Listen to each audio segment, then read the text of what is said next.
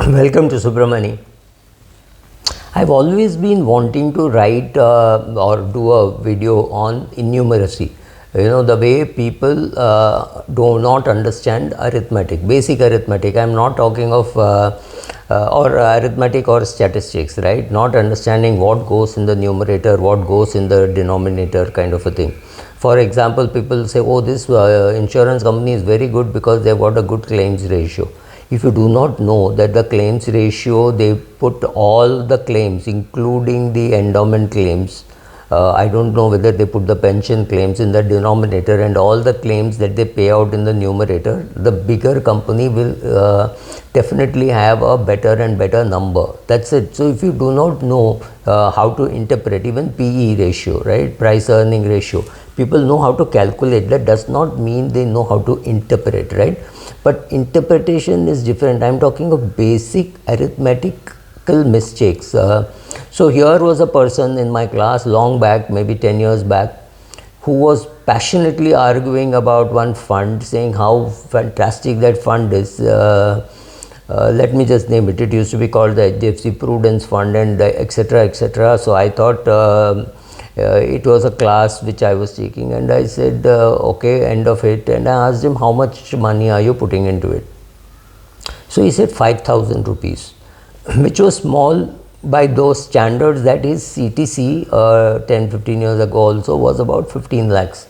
So I asked him a simple question: what impact is this return going to have on your portfolio? He had no answer, but he could spend an hour talking about the return on this particular fund which he had chosen. And then I realized it was the only fund in his portfolio. Every other money of his was in bank deposits.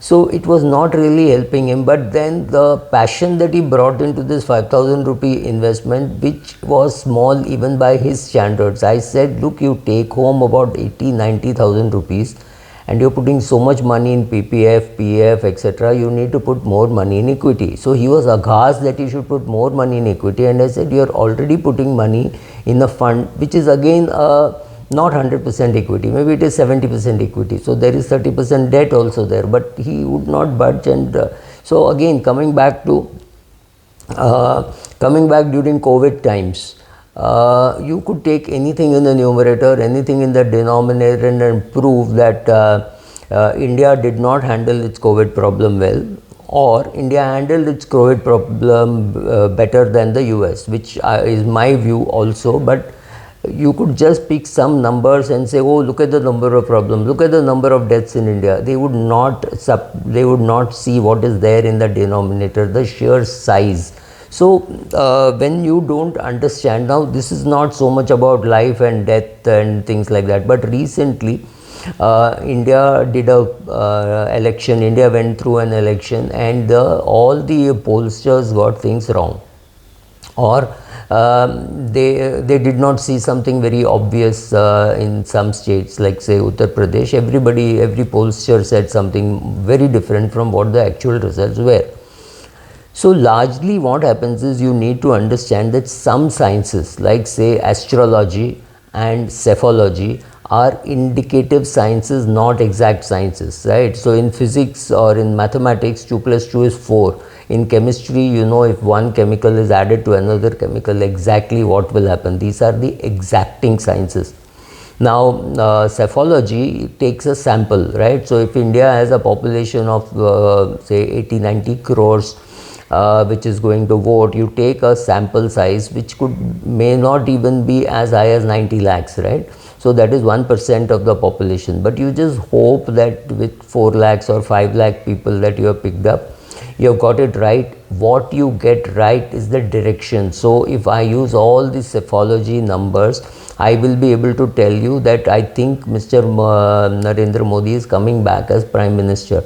How many seats, in which state, what will happen, which seat, who will win by how many votes, that has to have much more data. You have to physically be there in every constituency to be able to talk about that constituency.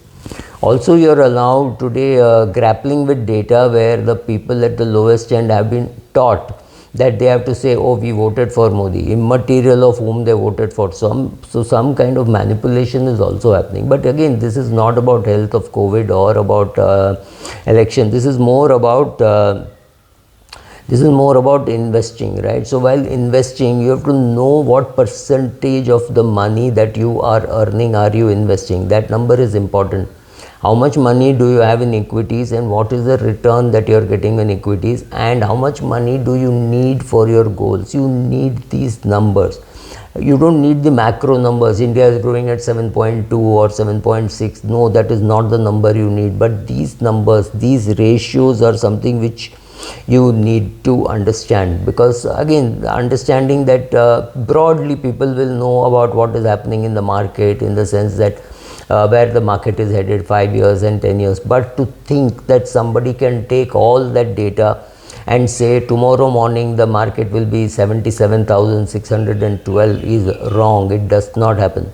So when people come and say, where do you think the market will be 2 days from now, 4 days from now, and I keep looking and saying, I have no clue, which is the truth. And people think, oh, you will open your mouth only when you are paid money. That is not true.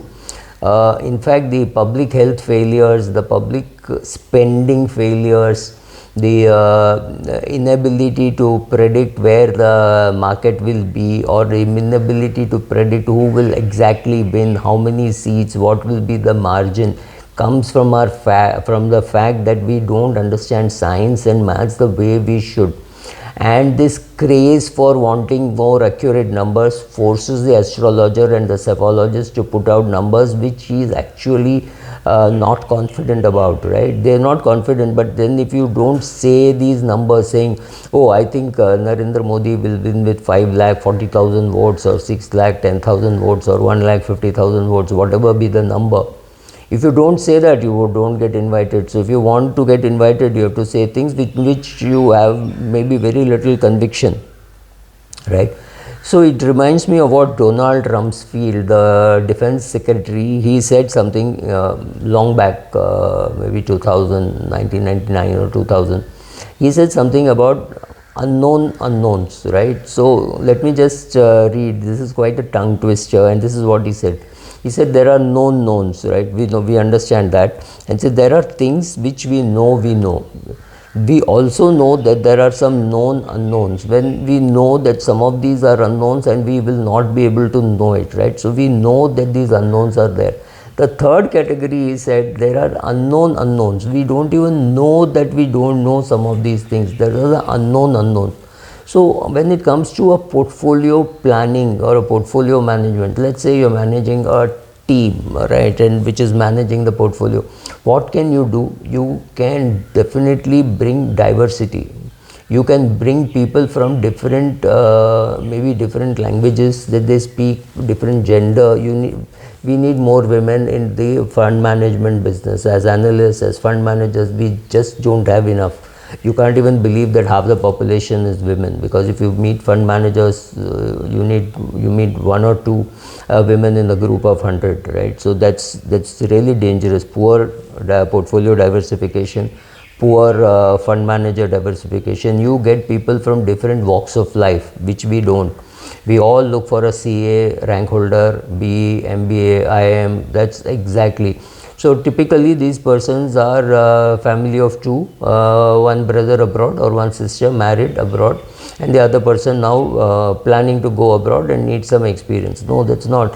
You need to get people from different walks of life, looking at what they think can happen in the country, how grateful they are to what has already happened.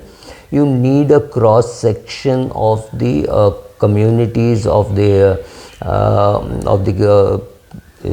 prosperity levels, when you were young, when you were rich, when you're poor, right? All those things.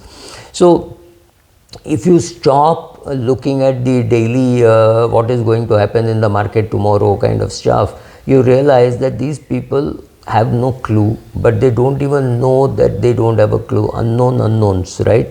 So this is typically when you start playing a game and you think, oh, you mastered it all, and then the Dunning-Kruger effect comes. When you don't know that you don't know many of these things. The unknown unknowns are not very clear, As you spend more and more time in any field, then the positive side of the Dunning-Kruger thing, saying you're still skeptical, so which means you say a lot of I don't knows.